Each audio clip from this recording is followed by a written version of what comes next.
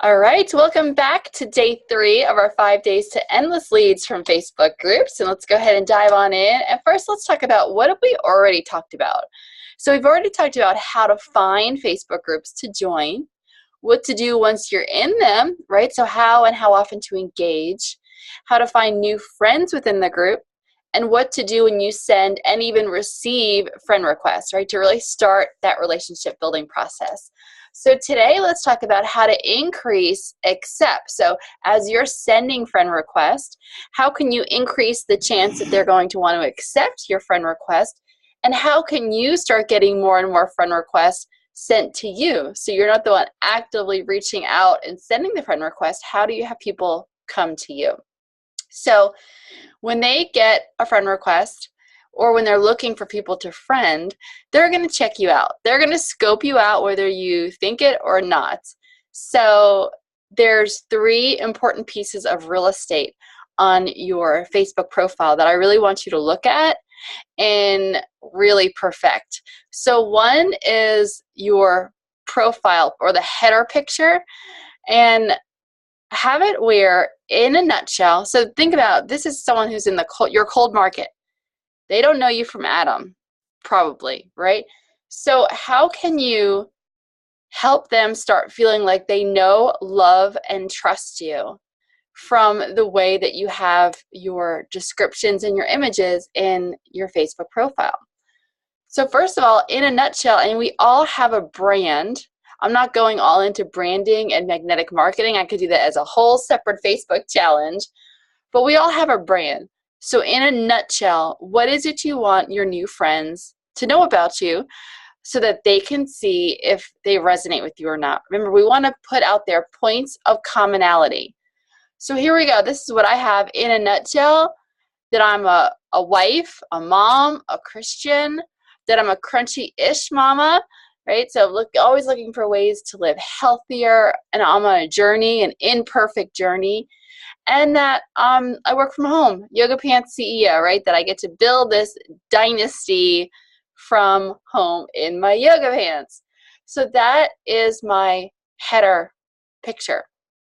So I want you to redo your header picture, or maybe you really feel like you already have it perfected. So then you're just going to show us. But you can use something like canva.com. You can even do that on the computer. There's great phone apps. The Pizzap is awesome. It's an iPhone app, and you could click that you're doing your Facebook cover. You're able to do it as all different collages, which is great. Actually, I didn't even know about that app when I did mine, so at some point when I redo mine, I'm going to use Pizzap.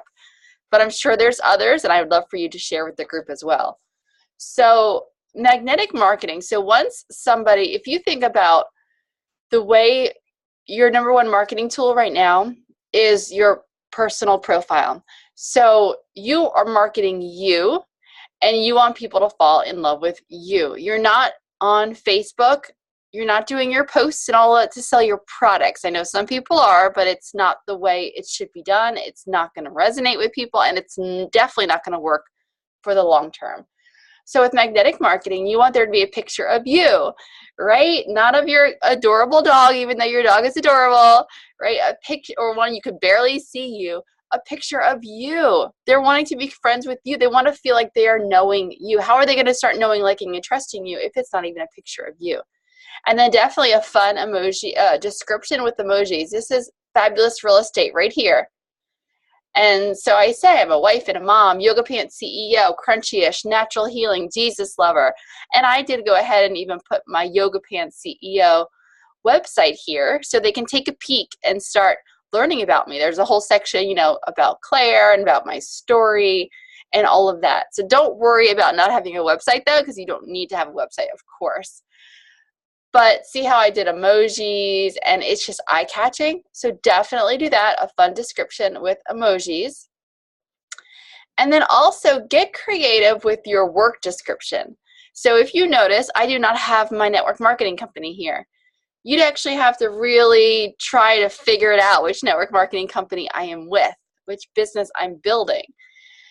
So I have it where it's more creative. I'm saying that I'm spreading hope and healing. So that's where you have like the title. When you add a new job to your job description, it says the title and where did you work. So my title is Spreading Hope and Healing. And then where did I work? I actually created this as a Facebook page that I don't do anything on, because in order for it to sort of be hyperlinked, it needs to be a page. But don't worry about it. You don't need to create your own Facebook fan page. Again, this is not a fan page that I'm running. It's just so that it says that I'm spreading hope and healing at the Fit and Fabulous Wellness Revolution. So when they go over there, I actually do invite them to join a private Facebook group that I have, which you're going to be learning about the next couple of days, about how to utilize your own Facebook groups to take this whole process up like a zillion notches. And it is called the Fit and Fabulous Wellness Revolution. So I've got a private Facebook group. So that unfortunately you can't link to a private Facebook group. So it's linking to a Facebook business page that then the pinned post invites them over to the group. Okay. Now you don't need to do all that either. It might just be that you use whatever at maybe I'm spreading hope and healing at maybe it's at Natural Healing, or Natural Wellness Community, or whatever. And it doesn't necessarily even need to go to a page. Sometimes it goes to like I don't want to say a dead end, but it's okay, because you're just giving people a description of what you do. And then of course I have that I'm a mentor at Claire Luffman, the Yoga Pants CEO. So that does go to a business page. But just get creative with your work description, because why is all this important? When they're checking you out to see if they want to be friends with you, accept the friend request, they do not want to see all your sales messages. They don't want to be like, oh my gosh, all right, she's a Beachbody consultant and that's all she talks about. It says Beachbody and she's got Beachbody in her image picture and all of her posts are saying that, or whatever business you're in, doTERRA or Juice Plus or Rodan & Fields. People are not going to want that, because then they're going to be like, oh my gosh, she is just going to be an infomercial on my newsfeed. So why the heck would I want to be friends with her or accept her friend request? Another thing that's important that I actually forgot to put here is that part of this increasing the chances that they're going to accept or send you friend requests is that your posts are public. So all of my posts are public. I don't have any issue with posting pictures of my family, and it's all public. But some people do, and I totally get that and respect that. So of course, and you can pick and choose which posts to do public and which posts to do private. But I got to tell you, if your profile is totally private, it's just harder for them to know. They're just seeing bare minimum. It's harder for them to know if they want to send you a friend request or if they want to accept a friend request. Versus, again, if it was public, they can like scroll through a bit. And people do. They're like, they send me a message and like, Claire, oh my God, I feel like I know you already, or I love you already. I know that you love wine, you love your dog, and you love Jesus. Oh my God, we are soul sisters, sisters from another mother type of thing. But if I didn't have my post public, they wouldn't have had that opportunity to start feeling like they were getting to know me before they even got to know me, right?